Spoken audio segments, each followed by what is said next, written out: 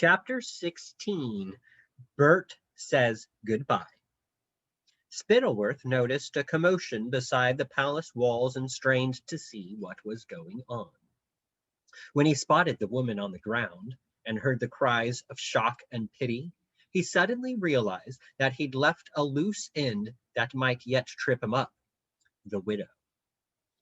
As he rode past the little knot of people in the crowd who were fanning Mrs. Beamish's face, Spittleworth knew that his longed-for bath must be postponed, and his crafty brain began to race again. Once the king's party was safely in the courtyard, and servants had hurried to assist Fred from his horse, Spittleworth pulled Major Roach aside. "The widow, Beamish's widow," he muttered. "Why didn't you send her word about his death?" "It never occurred to me, my lord," said Roach truthfully. He'd been too busy thinking about the jeweled sword all the way home, how best to sell it, and whether it would be better to break it up into pieces so that nobody recognized it. "Curse you, Roach! Must I think of everything?" snarled Spittleworth. "Go now, take Beamish's body out of those filthy cloaks, cover it with the cornucopian flag, and lay him out in the blue parlor. Put guards on the door, and then bring Mrs. Beamish to me in the throne room. Also, give the order that these soldiers must not go home or talk to their families until I've spoken with them. It's essential that we all tell the same story. Now hurry, fool, hurry! Beamish's widow could ruin everything." Spittleworth pushed his way past soldiers and stable boys to where Flapoon was being lifted off his horse. "Keep the king away from the throne room and the blue parlor," Spittleworth whispered in Flapoon's ear. "Encourage him to go to bed." Flapoon nodded, and Spittleworth hurried away through the dimly lit palace corridors, casting off his dusty riding coat as he went, and bellowing at the servants to fetch him fresh clothes. Once in the deserted throne room, Spittleworth pulled on his clean jacket and ordered a maid to light a single lamp and bring him a glass of wine. Then he waited. At last there came a knock on the door. "Enter!"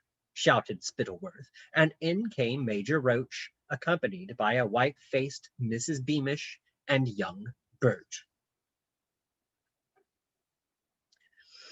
"My dear Mrs. Beamish, my very dear Mrs. Beamish," said Spittleworth, striding toward her and clasping her free hand. "The king has asked me to tell you how deeply sorry he is. I add my own condolences. What a tragedy! What an awful tragedy!" "Why did nobody send word?" sobbed Mrs. Beamish. Why did we have to find out by seeing his poor body?" She swayed a little, and Roach hurried to fetch a small golden chair. The maid, who was called Hetty, arrived with wine for Spittleworth, and while she was pouring it, Spittleworth said,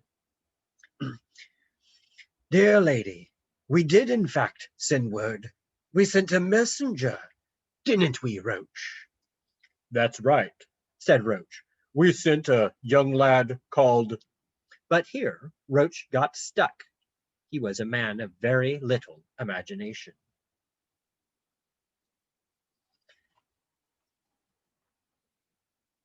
This is Spittleworth ordered a maid to light a single lamp and bring him a glass of wine by Lucia, age 10.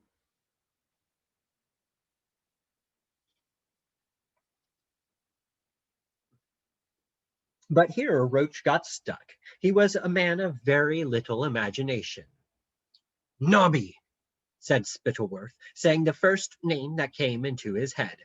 "Little Nobby Buttons," he added, because the flickering lamplight had just illuminated one of Roach's golden buttons.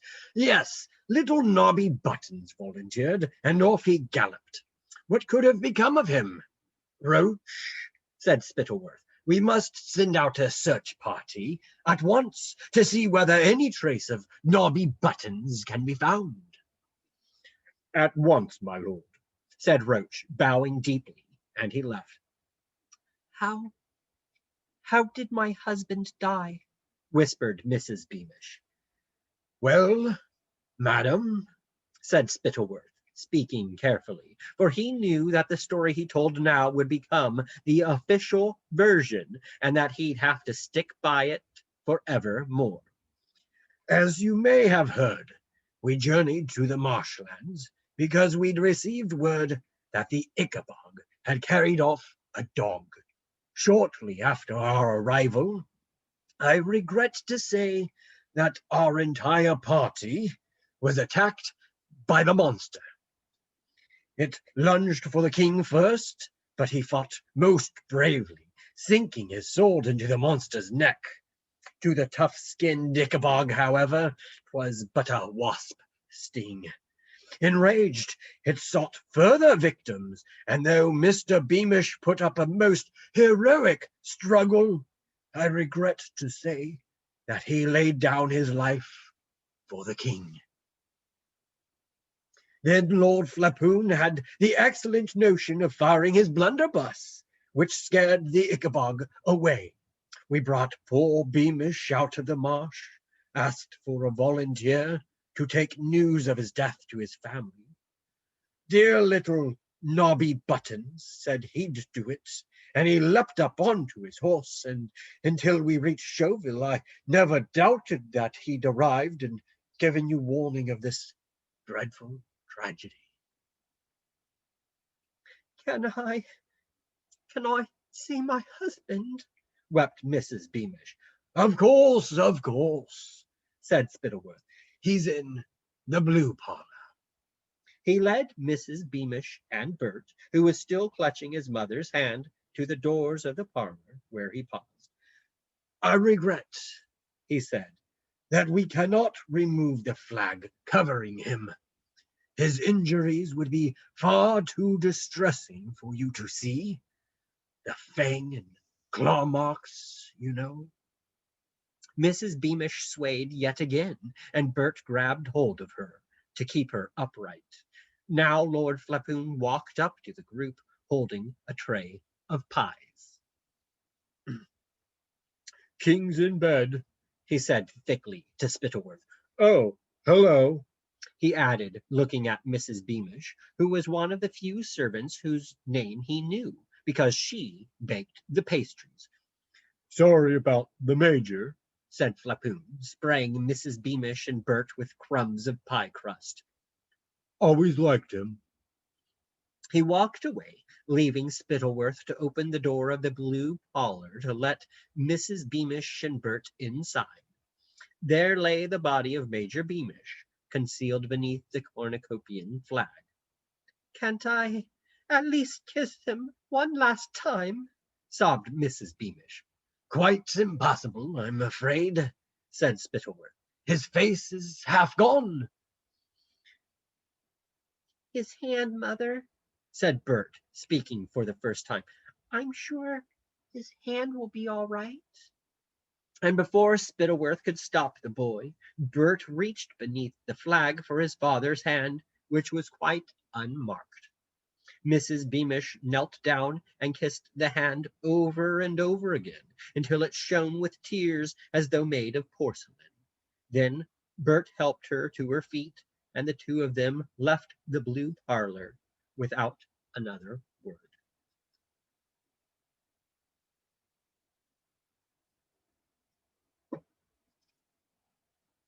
Chapter 17. Goodfellow makes a stand. Having watched the Beamishes out of sight, Spittleworth hurried off to the guard's room, where he found Roach keeping watch over the rest of the royal guard. The walls of the room were hung with swords and a portrait of King Fred, whose eyes seemed to watch everything that was happening. They're growing restless, my lord, muttered Roach. They want to go home to their families and get to bed. And so they shall, once we've had a little chat, said Spittleworth, moving to face the weary and travel-stained soldiers. Has anyone got any questions about what happened back in the marshlands? He asked the men. The soldiers looked at one another. Some of them stole furtive glances at Roach, who'd retreated against the wall and was polishing a rifle. Then Captain Goodfellow raised his hand along with two other soldiers. Why was Beamish's body wrapped up before any of us could look at it? Asked Captain Goodfellow. I want to know where that bullet went that we heard being fired, said the second soldier. How come only 4 people saw this monster, if it's so huge? Asked the third, to general nods and muttered agreement. All excellent questions, replied Spittleworth smoothly. Let me explain. And he repeated the story of the attack that he told Mrs. Beamish. The soldiers who'd asked questions remained unsatisfied. I still reckon it's funny that a huge monster was out there and none of us saw it, said the third. If Beamish was half eaten, why wasn't there more blood? Asked the second. And who in the name of all that's holy, said Captain Goodfellow, is Nobby Buttons? How do you know about Nobby Buttons? Blurted Spittleworth without thinking. On my way here from the stables, I bumped into one of the maids. Hetty, said Goodfellow. She served you your wine, my lord. According to her, you've just been telling Beamish's poor wife about a member of the Royal Guard called Nobby Buttons. According to you, Nobby Buttons was sent with a message to Beamish's wife telling her he'd been killed. But I don't remember a Nobby Buttons. I've never met anyone called Nobby Buttons. So I ask you, my lord, how can that be? How can a man ride with us and camp with us and take orders from your lordship right in front of us without any of us ever clapping eyes on him? Spittleworth's first thought was that he'd have to do something about that eavesdropping maid. Luckily, Goodfellow had given him her name. Then he said in a dangerous voice, What gives you the right to speak for everybody, Captain Goodfellow? Perhaps some of these men have better memories than you do. Perhaps they remember poor Nobby Buttons clearly. Dear little Nobby, in whose memory the king will add a fat bag of gold to everybody's pay this week. Proud, brave Nobby, whose sacrifice, for I fear the monster has eaten him as well as Beamish, will mean a pay raise for all his comrade in arms. Noble Nobby Buttons, whose closest friends are surely marked for speedy promotion. Another silence followed Spittleworth's words, and this silence had a cold, heavy quality. Now the whole royal guard understood the choice facing them. They weighed in their minds the huge influence Spittleworth was known to have over the king, and the fact that Major Roach was now caressing the barrel of his rifle in a menacing manner, and they remembered the sudden death of their former leader, Major Beamish. They also considered the promise of more gold, speedy promotion, if they agreed to believe in the Ickabog and in private Nobby Buttons. Goodfellow stood up so suddenly that his chair clattered to the floor. There never was a Nobby Buttons, and I'm damned if there's an Ickabog, and I won't be party to a lie. The other two men who'd asked questions stood up as well, but the rest of the royal guard remained seated, silent and watchful. Very well, said Spittleworth. You three are under arrest for the filthy crime of treason. As I'm sure your comrades remember, you ran away when the Ickabog appeared. You forgot your duty to protect the king and thought only of saving your own cowardly hides. The penalty is death by firing squad.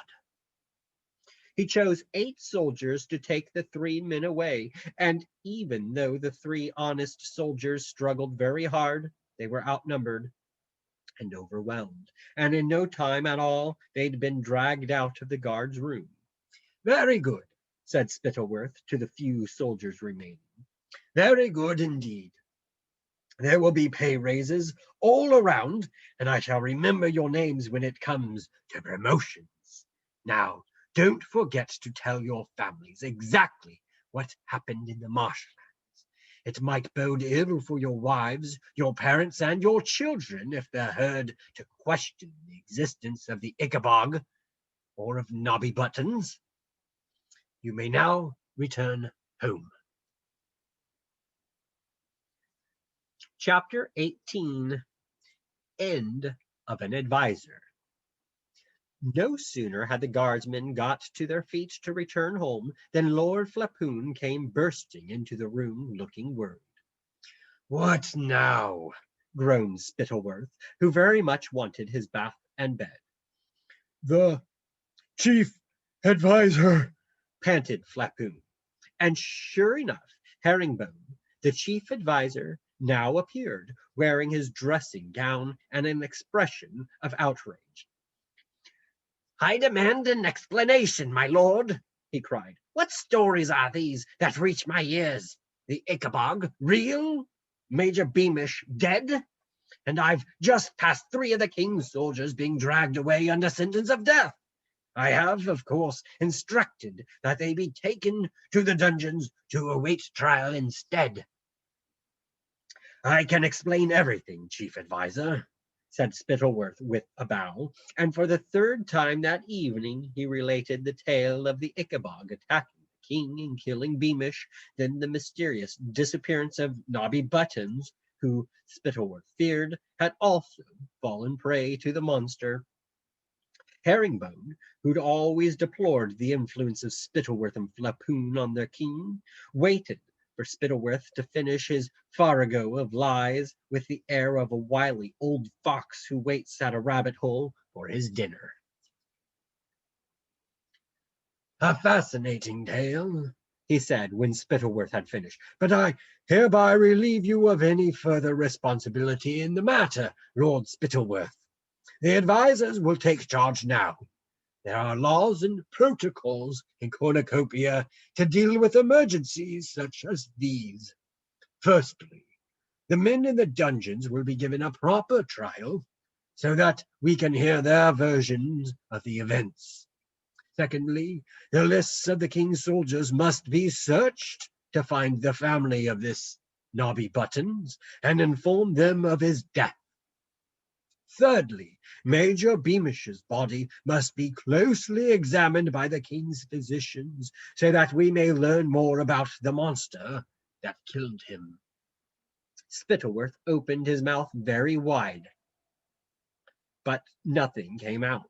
He saw his whole glorious scheme collapsing on top of him, and himself trapped beneath it, imprisoned by his own cleverness. Then Major Roach, who was standing behind the chief adviser, slowly put down his rifle and took a sword from the wall. A look like a flash of light on dark water passed between Roach and Spittleworth, who said, I think, Herringbone, that you are ripe for retirement. Steel flashed, and the tip of Roach's sword appeared out of the chief adviser's belly. The soldiers gasped, but the chief adviser didn't utter a word. He simply knelt, then toppled over, dead. Spittleworth looked around at the soldiers who'd agreed to believe in the Ickabog. He liked seeing the fear on every face. He could feel his own power. Did everybody hear the chief adviser appointing me to his job before he retired? He asked softly. The soldiers all nodded. They'd just stood by and watched murder and felt too deeply involved to protest. All they cared about now was escaping this room alive and protecting their families.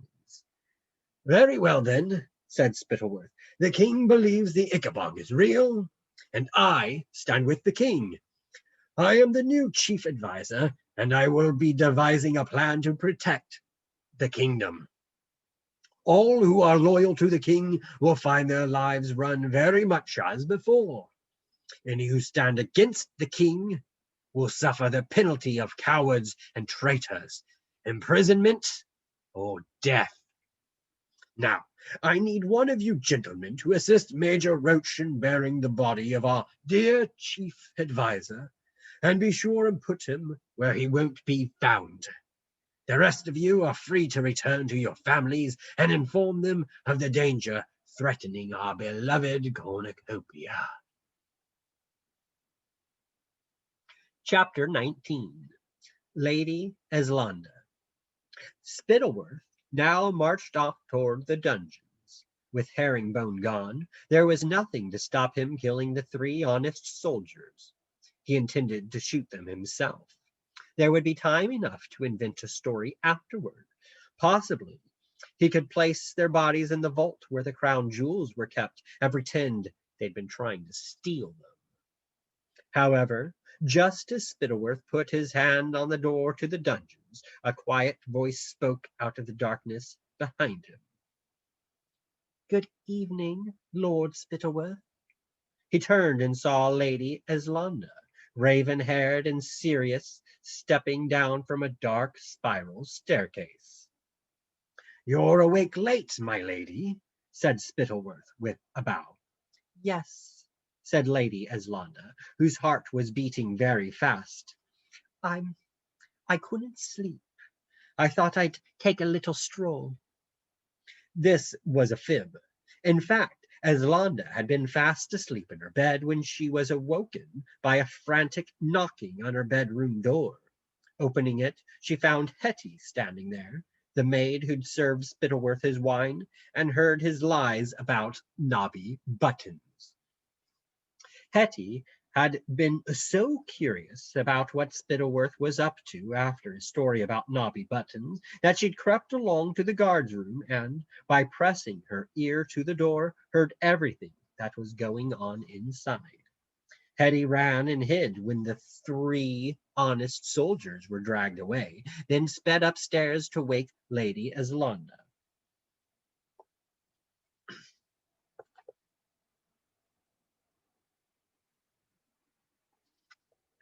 By Maya, age 11. She wanted to help the men who were about to be shot. The maid had no idea that Eslanda was secretly in love with Captain Goodfellow. She simply liked Lady Eslanda best of all the ladies at court, and knew her to be kind and clever. Lady Eslanda hastily pressed some gold into Hetty's hands and advised her to leave the palace that night because she was afraid the maid now might be in grave danger. Then Lady Eslanda dressed herself with trembling hands, seized a lantern, and hurried down the spiral staircase beside her bedroom. However, before she reached the bottom of the stairs, she heard voices. Blowing out her lantern, Eslanda listened as Herringbone gave the order for Captain Goodfellow and his friends to be taken to the dungeons instead of being shot. She'd been hiding on the stairs ever since, because she had a feeling the danger threatening the men might not yet have passed. And here, sure enough, was Lord Spittleworth heading for the dungeons with a pistol. "Is the chief advisor anywhere about?" Lady Eslanda asked. "I thought I heard his voice earlier." "Herringbone has retired," said Spittleworth. "You see standing before you the new chief advisor, my lady." "Oh, congratulations," said Eslanda, pretending to be pleased, although she was horrified. "So it will be you who oversees the trial of the 3 soldiers in the dungeons, will it?" "You're very well informed, Lady Eslanda," said Spittleworth, eyeing her closely. "How did you know there are 3 soldiers in the dungeons?" I happened to hear Herringbone mention them, said Lady Eslanda. They're well-respected men, it seems. He was saying how important it will be for them to have a fair trial.